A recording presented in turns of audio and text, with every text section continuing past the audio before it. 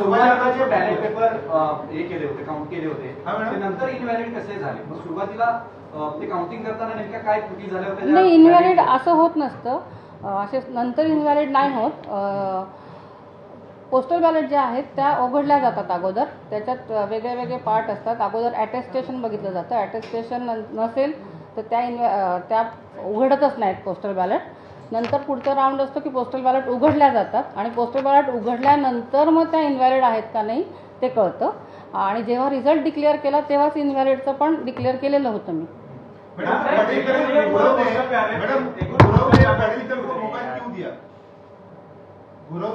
गुरव अभी गुरव ही जाने नहीं, अभी वो इन्वेस्टिगेशन चालू है ना.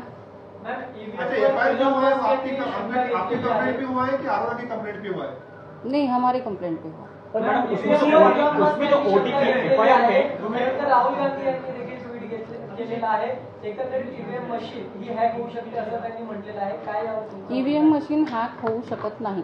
एफआईआर में जो ओटीपी का मेंशन है मैडम, वो क्या है थोड़ा एक्सप्लेन. एफआईआर में कोई ओटीपी का मेंशन नहीं है और वो उसके इस रीज़न की वजह से मोबाइल अलाउ होता है ऐसा दिखा है. वो उस मोबाइल पे कोई ओटीपी आएगा ऐसा कोई एफआईआर में जो मैडम में जो ओटीपी का मेंशन उसका मतलब क्या है? पोलिसांकडे तक्रार कधी केली होती आणि त्याचा विषय काय? या सर्व नाही, मी निवडणूक निर्णय अधिकारी म्हणून मी 5 तारखेलाच पत्र दिलं होतं पोलिसांना की ह्याचा कॉग्निजन्स घ्या आणि तुम्ही पुढची कार्यवाही करा. पण त्याच्यानंतर मला 11 तारखेला पोलिसांचं पत्र मिळालं की त्याच्यात तुम्ही तुमच्या बाजूने एफआयआर नोंदवायला अधिकृत करा, जे आम्ही केलं आणि 13 तारखेला एफआयआर झाला. 12 तारखेलाच आमच्या तहसीलदार गेल्या होत्या, but there was a traffic she reach late, so finally 13ला एफआईआर. मैडम आपकी क्या कंप्लेंट थी जो आपने एफआईआर की, उसमें आपकी कंप्लेंट क्या थी?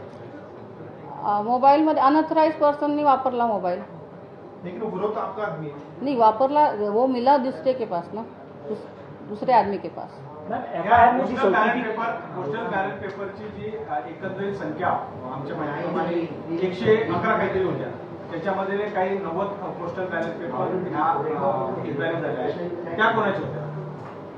सिक्रेसी ऑफ वोटिंग सगळ्यात पहिल्यांदाच वाचतो आपण 128 कलम, तो ती इथं सांगण्याची गोष्ट नाही.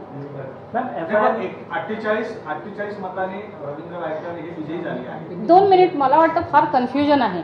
मी माझी प्रेस नोट तुम्ही वाचलेली दिसत नाही, त्याच्यात मी स्पेसिफिकली म्हणलं आहे की जे पोस्टल बॅलेटचं रिव्हेरिफिकेशन मॅन्डेटरी झालं, तिथं कुठलाही रिकाउंट झाला नाही आहे. ते 48चा लीड ज्या रिव्हेरिफिकेशनच्या पूर्वीच होता तो तसाच्या तसा राहिला. रिव्हेरिफिकेशन जे 111 पोस्टल बॅलेट इनव्हॅलिड होत्या, त्या 111 पोस्टल बॅलेट उमेदवारांच्या उपस्थितीत तपासल्यानंतरही त्या इनव्हॅलिडच राहिल्या. त्याच्यामुळे रिझल्टमध्ये रिव्हेरिफिकेशन झालं, रिकाउंट नाही झालं. मैडम अभी आपकी क्या पुलिस के पास क्या कंप्लेंट है?